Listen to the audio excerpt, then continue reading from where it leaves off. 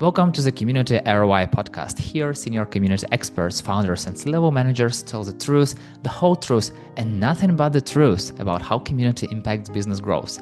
By listening to these conversations, you'll get actionable steps on how to connect community goals with business goals to skyrocket business growth while still bringing extreme value to community members.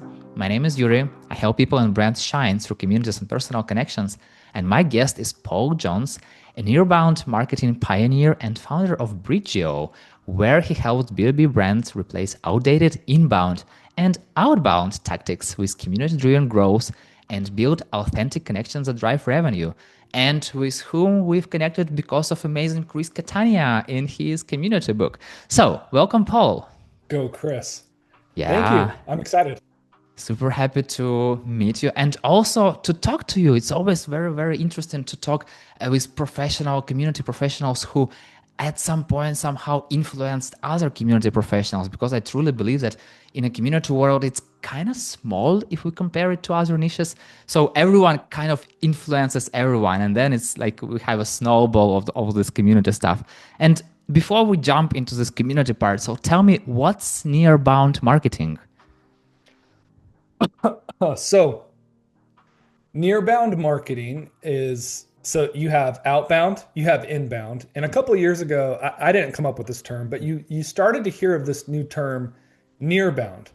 And nearbound marketing is all right, outbound was let us go out to find the customer and bring them in to business. So heavy on content generation, heavy on SDRs. You had like a whole inside sales team. Basically, the strategy with inside sales was let's get a huge list and let's annoy the hell out of people calling them to try to sell them our one point solution. So both of those strategies, I think, are really simple and really basic. Nearbound is, well, what's near? Where are our customers near to us? Where are they engaging? What's near to us where our customers are that we can be as well? That's nearbound. So heavy on partnerships, and then also communities. Communities are near to where you are as a business. So you look at the landscape of the total addressable market, you look at the market in general, and you just simply ask the question, where are our customers gathering? Where are the water coolers where our customers are? And you can go to near to those places through partnerships, or you can create your own water cooler as a business in the form of a community. You told me before the recording that you've been in this industry for a long time already and you've seen how community developed. So I'm curious, what are the main milestones that you've seen during your experience, professional experience? With milestones in terms of community, or milestones in terms of just different go-to-market strategies? Let's go for both, because I Okay. feel like at some point community entered this go-to-market strategy. It was not a point before, but I feel like somewhere it entered it. So I'm curious, like, what is your perspective on it? Yeah, yeah. Okay. So I think I don't know where to start on this one, but there's so much to talk about here, and it's I think it's really fascinating if you look at the last 7 years. So I'll start with this.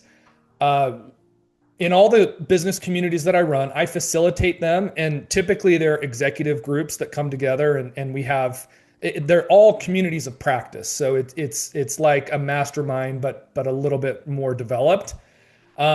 And all last year, AI dominated the conversation. And what's happening, I think, is people are kind of getting burned out on AI. It's here to stay. Obviously, it's something we need to tackle and approach. But this year, I'm finding that it's a little bit different. Like I was attending someone that is a really big speaker. He was speaking and he was applying for South by Southwest, which here in the United States is one of the biggest conferences ever. And what their focus is this year is the audience wants to, last year, the audience wanted to know about AI. This year, the audience wants to know about connection.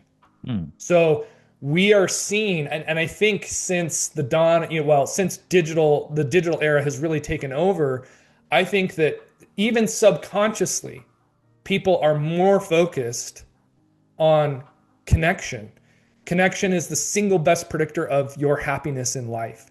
It will keep away depression. It will keep away mental illness. It will make you happier. The loneliness epidemic here in the United States is a big part of all of this, right? And so that is the underlying engine, I think, that is driving a lot of innovation.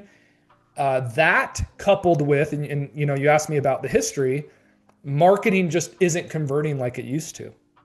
So we we were in this stage, you know, 10 years ago where marketing was doing really, really well. Ads were coming on. Everyone was trying all these different things. We were generating a ton of content. The whole like content is king is still something that a lot of people talk about, right?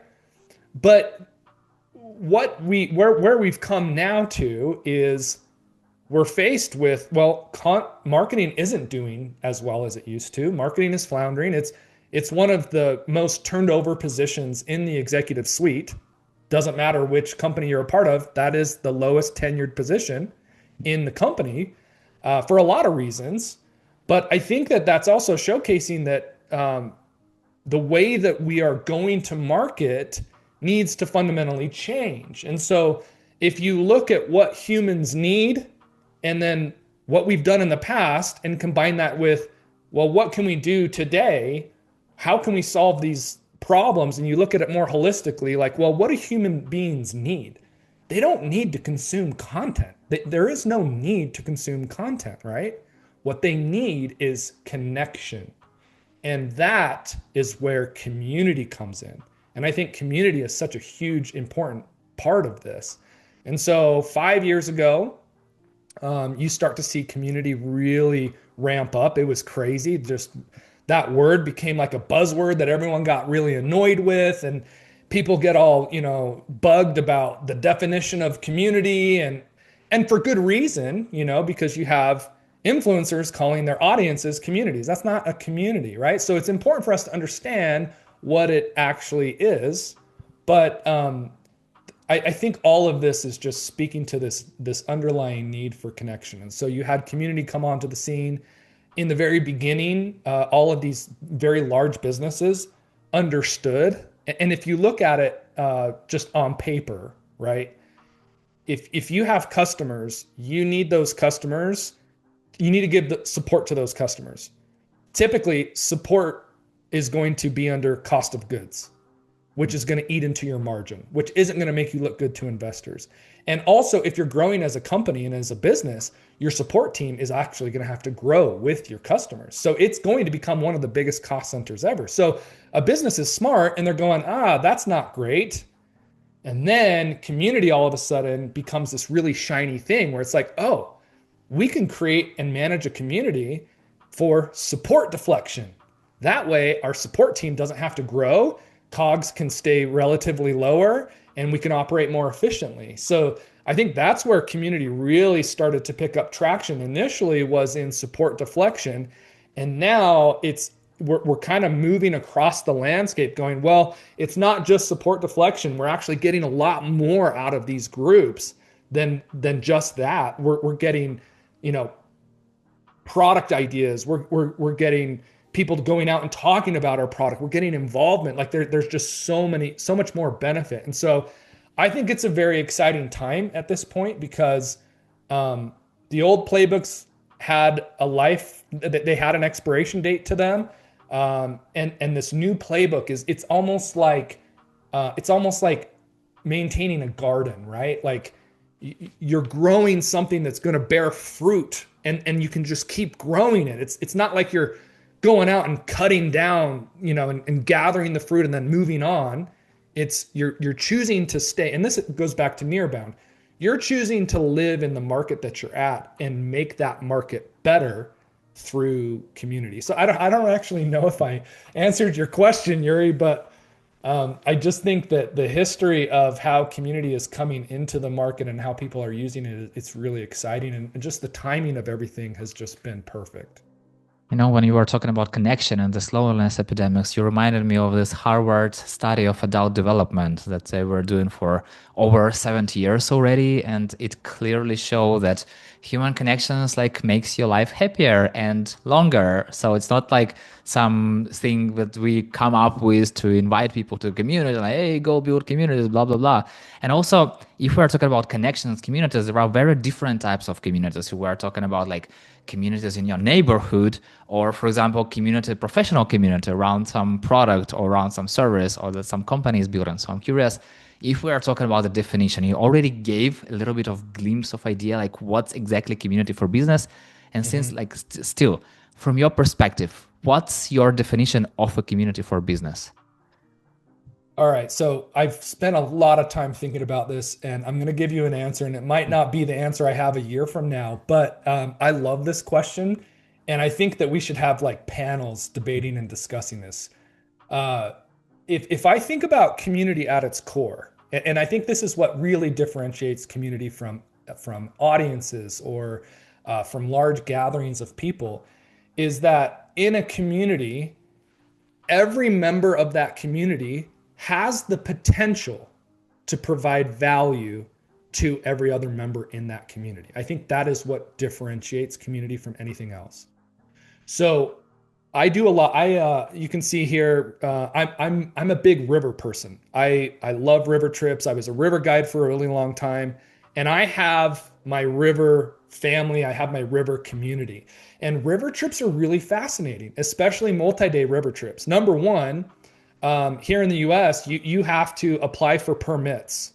So you can't just go on a multi-day river trip. You for all the great, amazing whitewater rivers, you have to apply, and it's rare. And then someone pulls a permit. So then they get like 16 spots, and then so then they put together their team, right? And you either have the skills to row down the river, you either have the gear, or you're just a great add to the total chemistry of the group. Like so on a river trip, every single member, every single participant has the ability to provide value and is trying to provide value to the rest of the group. So what could that look like? Well, for me, I can navigate, so I can row on the oars. I have the gear, so that provides value. So that's going to get me into a river trip with my group, right? But when I bring like friends and stuff, I've brought some friends when we first started with my little river family, and I was telling them, hey, look, you've got to figure out a way to provide value to this group if you want to come back. And I have one friend. He is amazing. He didn't know anything about river trips. He didn't know any. I brought him on one trip and I told him, I was like, hey, you got to go to Mama Christie's boat and you need to help her unload because she always has the kitchen. When you go down a river trip, you pull over onto a beach and you have to unpack the boats and you have to set up the kitchen. And you have to go set up your tent. What most people will do is they will grab their tent, go set up their tent first. And I was like, Doug, you got to go unpack the kitchen. And if you do that, you're going to get in on this group, right? And so the entire 5-day river trip, he is going to Mama Christie's boat. He's unpacking the kitchen. He's pulling everything out. He's working harder than anyone else because he realized, wow, I don't have a boat. I can't row. I need to figure out a way to provide value to this group. Well, we've been doing that for 3 years. He's been on trips. And it was really funny because usually someone calls me, says, hey, Paul, we got this trip. Do you want to in on this? I'm like, sure. And then they give me an extra spot. I call him. Well, one day I got a call. Hey, you want to get on this river trip? I'm like, absolutely. And they're like, I'll give you 2 extra spots. It's like, great. I call my buddy Doug. He already got the call. He was already invited. In fact, he got invited before I got invited, right? So the reason why I share that story is because that to me is really a great, it offers a lot of clarity into what a community actually is. And it's not something that you passively participate in. It is that you first have to recognize that you have the ability to provide value to the group and then figure out how you're going to provide that value. And it's in giving that effort where you really start to feel the connection. You can't passively not, you don't get connection without effort. And so the effort is in participation and trying to help other folks. And so I actually, Yurii, think it applies to neighborhood communities. And I also think it applies to business communities. The difference though is what's our focus? You know, in a neighborhood, everyone wants to help each other. Everyone wants everyone to stay safe. You want to build a long-term relationship with people. You're motivated to do that because you're living right next to them, et cetera, et cetera. In the business context, it's not as palpable what the goal is of the business, of the gathering of community members. And that's why I think it's important to define the who, because I call it connection chemistry. If you bring together random people, they're not necessarily going to provide value to each other. So the way that you define a business community is, okay, who is it, if we were to just simply gather them together, who is it that's going to be able to provide value to everyone else? Meaning that their perspective, whether they have failed on initiatives or whether they've been successful on initiatives, both the failure stories and the success stories are going to be valuable to the rest of the group because they all have context with each other. So it just kind of changes. The goals kind of change, but the underlying impetus is that simply people, just because of being part of that group and being selected to be part of that group, can provide value to everyone else. I would say as rule number one, if you want to get invited, always unpack the kitchen first. Unpack the kitchen first. Yep. Still, business communities are different because usually it's some kind of a company or a business. They're building it to get to some goals. So they have some ideas. They need help with marketing, support, product, whatever you call it, and then invite people. So people are coming and they're always like, what's in it for me? What do I get it? Mm-hmm. So they're not joining community with this approach to help, to bring value. It's something that community builders are usually trying to kind of like teach and guide members. Hey, you help to have others do this, do that. And that's exactly how you get value, because when you give value first, you get it back, and that's how you grow and that's how you learn. But it's not the way it is, because people usually are joining like, hey, what's in it for me? What can I get it? And if they don't get anything in the first, few hours, they're like, oh, it's nothing in it for me. I'm out of here. So if we are talking about like business, building the business communities, how to ensure, you were talking about like getting the right people, how to ensure that you are getting the right people into the business community? Well, I think first, there's a couple layers to what you mentioned. First, it is figuring out that group that you want to gather where you feel very confident that, like, for example, if I get a bunch of CMOs in tech together, they are going to be able to provide value to each other. They are going to be able to learn from each other. One of the things that I like to do when I'm building communities is you don't want to be too open in your definition of who should join, but you also don't want to be too narrow. So for example, with CMOs, I would want to bring CMOs from different industries together, because they're going to be able to learn from each other. This industry has these issues and these variables, and they are tackling marketing in this way. This CMO over here is going to be able to learn from them. So the only way that works, though, is if everyone is willing to come with an abundance mindset and be vulnerable. So there can't be any scarcity inside of this type of a community. And I think that's where you kind of have to, I think that's where community guidelines and community mindset becomes really important. It's important to remind people about that. You want them in that abundance mindset. What I have found, Yurii, is that a lot of people won't join this community because they have that what's in it for me kind of a mindset. But there are a lot of people out there that are relationship driven people. You wouldn't believe, like, we do recruitment on LinkedIn. We will reach out to people. You wouldn't believe the people that we reach out to that say, yes, I'd love to come to one of these. I'd love to be involved. I'd love to start coming to these community events. It's kind of, there's just people that I think understand the value and the importance of relationships, because they've learned over time, you can't get to where you want to go by yourself. You have to have and maintain those relationships. So I guess first you have to define what's the community that we want to build, and you build it around, can everyone provide value to each other? And then from there, you're going to have some people that don't join, but you're also, the people that do join are just truly incredible, amazing people, because they're relationship first people. And I think those types of folks, you can do so much. You can have so much fun with those types of folks. They're very easy to facilitate. They're very easy to mold. They're very easy to engage with because they understand that underlying principle of relationships do matter. I feel like you're already going to the next level, because usually the first level is kind of like educate people of what community is and why it's important to make connection. It feels like you are skipping this moment. You're already going to people who understand that connection are valuable, and 1 + 1 doesn't equal 2, but it equals 11, because that's how you grow, because you multiply all your connections, you multiply all your knowledge, and that's how you move forward. And still, people are busy. Like, especially you were talking in your example about CMO. So they have a ton of work to do. And I'm not talking about the work. They have families, they have pets, they have parents, they have like whatever, they have Netflix, worst case scenario. So there's always something competing with the community. So I'm curious, how do you identify these people? How do you ensure that you invite in exactly these people who are ready to give value first?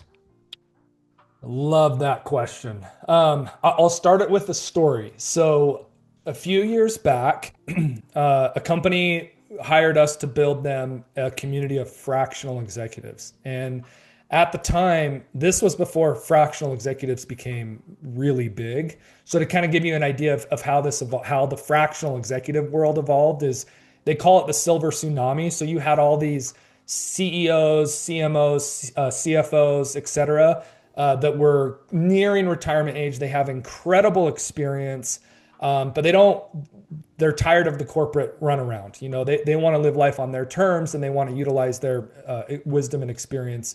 So fractional is a great option. So you basically work, you give a client a certain number of hours and you charge for those hours, and businesses that couldn't afford, an executive with that much experience still get the experience, but at a fraction of the cost as well. So to give you an idea of what happened with this particular group, when we first started building this group, on LinkedIn, we did some did some research, and we found, there was probably less than 3,000 people that were calling themselves fractional executives. Of course, you have consulting, which was really big, but fractional in particular was less than 3,000. Today, it's like over 120,000. It just blew up in the last 3 or 4 years. Had no idea about these people, had no idea about this type of a group, but this company came to us and they said, hey, we want to build this community. And so I did some research and I said, okay, fractional executives I told them, I don't think this is going to be a good community to build, because I think that the fractional executives are going to look at each other as competitors and they are not going to want to come in and talk to each other. There are markets and there are roles and there are communities that you just can't build because people have that scarcity mindset and it's difficult, right? It's not often we come across that, but I told the client, I was like, I really think you're going to waste some money here. They said, we want to do this anyway. And so I said, okay, we'll do it.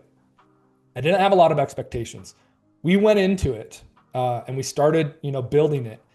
And the very, very first meeting that we ever had, I think we had like 50 people on our very first event, virtual event call. I was going through the principles, and the principles of the community is we are the rising tide that lifts all boats. We are gathering here to help each other. And the way that you help each other is by sharing your experience, whether it's a success or a failure. We all can learn from this. And the comments and the engagement just blew up. People were like, yes, we have to help. We're more than willing to help. I just was flooded with this abundance mindset that just naturally existed with this group. And that actually turned out to be one of our most successful communities. I mean, we would get over 100 people consistently on all of our calls. And we do breakout rooms. The way that we do these types of events is they're very connection heavy. The communities of practice, social learning theory, that kind of a thing. But I was blown away with how abundant minded all of these people were. And as a result of that, they truly, we had amazing conversations. We had amazing breakthroughs, amazing insights. You were talking about generating content and insight inside of a market. You could have had content for 100 years based off of all the things that were discussed. One of the things, and I'll mention this too, that I think is a reason why people join community, at least one of the things that we talk a lot about, is this concept of positive deviance. So it's in the book Influencer. Carrie, I think, I forget his last name, but there's like three authors. Influencer, it's a green cover. But this concept of positive deviance is really important. And I think it directly applies to community too. And I think it's also a big motivator as to why people get involved in communities. Positive deviants are people that are doing things differently, but getting positive results. So that's actually one of the main benefits of a community, is that when you're involved in this community, you get to see, oh, these people are doing this a little bit differently. How can I tweak it a little bit and incorporate it into what I'm doing? And then you feel confident in the results that you can get. So I think that's what was happening a lot inside of these fractional groups, is you had all these executives that were typically part of these massive corporations. All of a sudden, they're all by themselves, and they're cut off from the ability to learn innovation. They're cut off from seeing a wide array of behaviors and identifying positive deviance and incorporating that into them. So they were hungry for that type of a connection. And yeah, so that's what made that, I think, so successful. But at the end of the day, I think communities in general attract relationship-driven people. I don't know that there's a secret at all, aside from like creating a community, because the community is going to attract those relationship-type driven people. Yeah, because I feel like when people hear the word communities, they already have some kind of expectation, some kind of connection. So they already paint this picture that it's something where other humans involved. And if those humans are involved, most likely it's not some random people. Most likely you are connected with some higher goal or with some challenges that you need to overcome together, or like anything that may glue you to you. So it's not just you are meeting random people on the street and then you don't know what to do with them. So I'm curious, specifically in this case of this fractional experts, what was the business model of this community? So with this one, are you talking about the fractional executive group? Yeah. Yeah, so this one was a Nearbound play for them. So we did this for their partnerships team, and their partnerships wanted to form and create partnerships with other fractional executives. So they wanted to understand, they wanted to have presence in that landscape of fractional executives. They wanted fractionals to know, especially the marketing fractional executives, that because this was an advertising agency. So they wanted to start building partnerships with them as basically becoming part of their team. One of the things that I have found is really interesting, and I think it's important for everyone to know, is especially because your podcast is Community ROI, right? So community and ROI, like those two things really need to be defined, especially because of where marketing has come. Executives are used to, if we put this much money into ads and it converts in this way, we know exactly what we're going to get out. And I don't think community can be that predictable.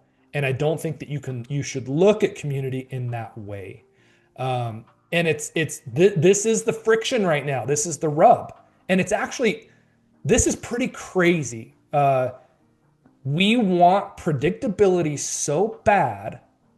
One of my good friends ran a ring company for a while, e-com ring company, and he was producing. He was able to buy his rings for not very little, but he was able to buy his rings relatively affordably, and he was selling his rings for 10x what he was buying them.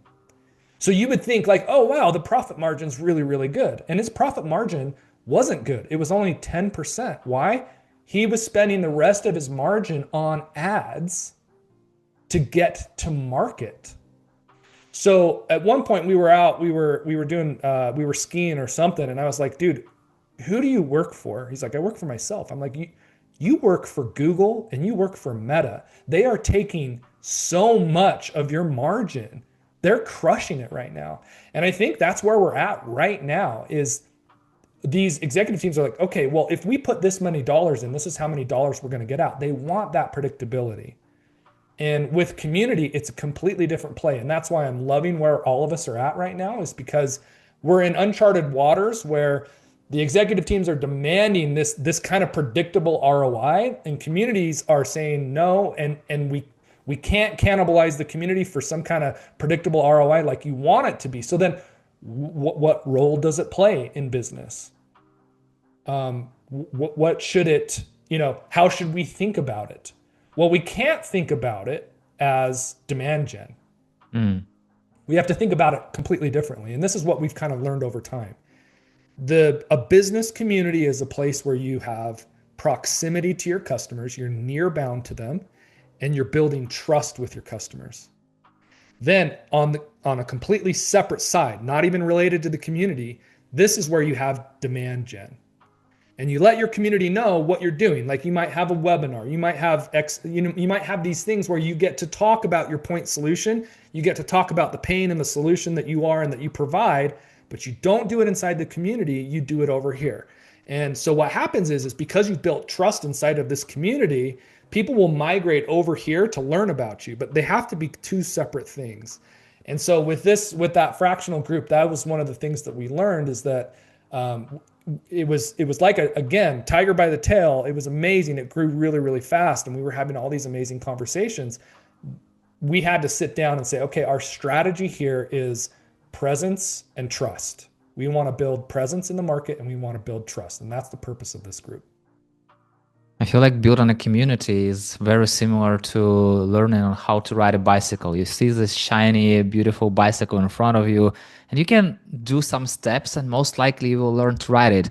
But you will never know. Would you ride it like for some trips or like near the seaside, or you will be doing some stunts for Red Bull? You never know. But you need to learn how to ride it. And then what will happen next will happen next. You will find out only like during this journey. And I feel like it's very similar with the community. There are some steps to take to start it from scratch, to give it a momentum, and then the sky is the limit. So I'm curious from your experience, when you are building community for business, what are the first steps that business owners or anyone who build a community for their business have to take to kind of like start riding this bicycle? Mm-hmm. One of the things that I've learned over the years is it's pretty wild. And I'm curious if you see the same thing, Yurii, is a lot of businesses really don't know their buyer persona. They don't know who is buying their product or how to market to them. And they think that they do, but we'll go most of the time. One of the things we do when we first start working with a client is we really narrow in like, okay, who is it that, and I'll just say persona because it's not necessarily the buyer. A lot of times the buyer is different than the user. And so things get kind of confusing. So what I'll usually sit down and I always work with the founder of the business to say, who is it that you would be excited to be spending your time with? And sometimes that's different than who they have been marketing to. But that's a key thing is where do you want to be spending your time? So we talked about audience and then we talked about community over here. Right here in this middle is this really old, outdated thing called networking. And that kind of has overlap with community. Maybe it kind of doesn't. Like that's a whole other topic, right? But when you sit down when you're thinking about building your business community, you have to think, who are the people that are actually going to make our business better? Who do we want to be spending time with? Who do we want to be solving problems for? Who are we excited about spending time with? A lot of networking, the reason why I brought up networking is because a lot of networking in the past was you're just kind of going to these groups and you're not necessarily always talking to the persona that you want to be talking to. Business communities is where you get the chance to say, well, if I was to fill up a table of people, who would that table be filled with that I would want to be spending my time with? So that's the first thing I think is making sure you're narrowing that down. And it's not just lead conversion or lead creation. It is the reason why I always work with the founder and I always want the founder involved is if we can narrow that down and if there's opportunity in that space that we create or we identify, when you get the founder involved, that founder is going to be a better leader for a lot of reasons. They're spending time with their persona, with their customer persona. They are truly learning how they talk about challenges, how they think about the challenges. So ultimately, that founder is going to build a better product, market the product better, run better internal meetings, when they're going into meetings and they're talking to marketing and they're talking to sales or whoever they're talking to, they have a deep knowledge, like names of and faces of people are going to come to their minds because they are engaging with this community where they want to be building products and who they want to be serving. So that's I would say is the first step is really the answer shouldn't be quick. Mm. Like you might initially be like, oh, this group of people is our customer. And then we might have a conversation and go, okay, well, what about this, this, and this, and this? Because at the end of the day, if you're going to build a garden as a community in this area, in this space, you want it to be a place where you can continue to invest in it and watch it grow and get better and better. And also serve back to you. So the ROI in terms of the community from that approach is, again, it's not just lead generation. It is so much more than that. You will build better products. Here's a good example. One of my clients, my longest standing client, has been with me for 5 years. We built a community, and the way that they were positioning themselves, they're an AI company, and we were building a community of customer support folks. The way that they positioned their AI business was, hire us to basically answer your inbound tickets. You're going to work more efficiently. You're not going to need to hire as many people. Well, over time, as we began to build this community and we were curious and we did all sorts of things, we were asking community members, and a lot of community members were just having discussions about the challenges that they were facing. And the way that the challenges that they were expressing was not efficiency. It was not lowering headcount. It was, how do I retain my CS people? And how do I career path? How do I help them career path? So that right there, we knew was the pain. So now we had to switch the messaging strategy to, okay, well, what we do is we're going to take all the inbound support tickets that your CS reps have answered like 10 times that day, and we'll just take care of it. We'll eliminate that from them. So by doing that, they're going to like their job more. Their job is going to be a lot more nuanced. They're going to be able to tackle things that interest them, and they're not sitting around answering the same question 10 times a day. So you can set up now career paths. You're going to impact staff retention quite a bit on that because people can feel and be a little bit more creative. Yeah. So that's another, one of those benefits, I think. I feel like you already talked about two very important moments. First of all, like spending the time with, like, inviting to your community someone you'd like to spend time with, because that's exactly one of the big mistakes that communities are making. As you've said, they're inviting someone and then whatever, I don't care about these people, and then community dies. Yes. And also the second moment is that you still have to help people grow. So they're not there just to use your product, but they need to grow with you. And that's how your product is also growing as your community. So basically you are on a very similar journey. You are growing your business, they're growing something they want, either their professional journey or maybe their businesses, or they're making their life better. So it's always like win-win situation.